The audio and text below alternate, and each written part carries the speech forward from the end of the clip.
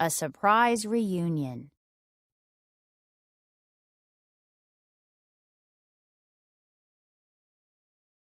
Chief Camawait looked with intensity across the Shoshone camp. The tribe prepared for the rabbit dance as warriors oiled their leather costumes. The dance was done to honor the rabbit as an important food source. The Shoshone had used traditions such as this dance since the beginning of time to mark special occasions and remember their ancestors. In the distance, laughing children were playing with a ball made from rawhide. They rolled the ball into a circle drawn in the dust. If the ball rolled outside the circle, the child must forfeit his or her turn. Camawait smiled as he remembered the games he had played as a child. But Camawait grimaced beneath his smile. He felt a dull pain in his stomach for his little sister.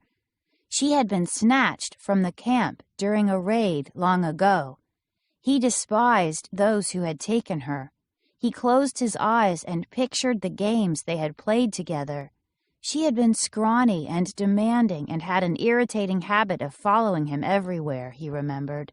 He missed her assertive manner and her constant questions. What had become of her?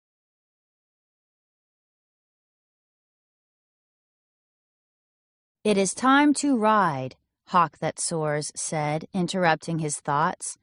Camawait came back to reality, turned, and mounted his horse. A man named Captain Lewis had approached the Shoshone days before. Camawait knew that Lewis had come in peace, and so he welcomed him and his party. Lewis told the Shoshone his story. He explained that he was part of a company with a mission.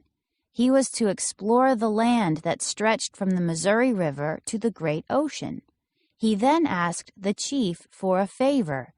He explained that the rest of his party was waiting at the river with a supply boat.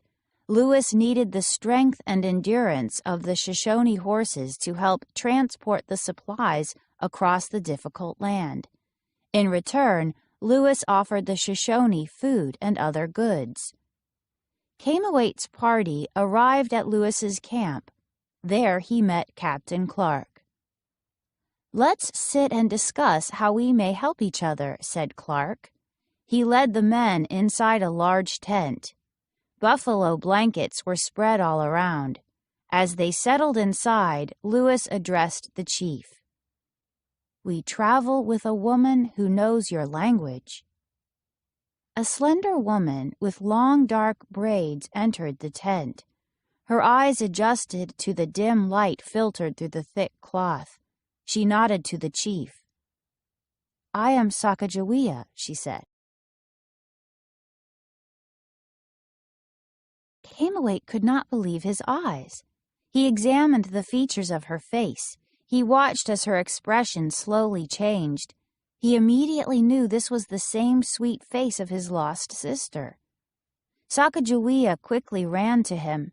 Tears filled her dark eyes.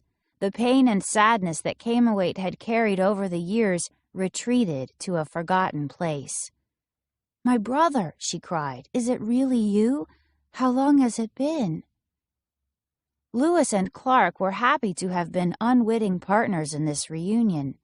Chief Camawait promised them he would provide whatever help and resources they needed. "You have given me a great gift," Camawait told them. "You have reunited me with my beloved sister.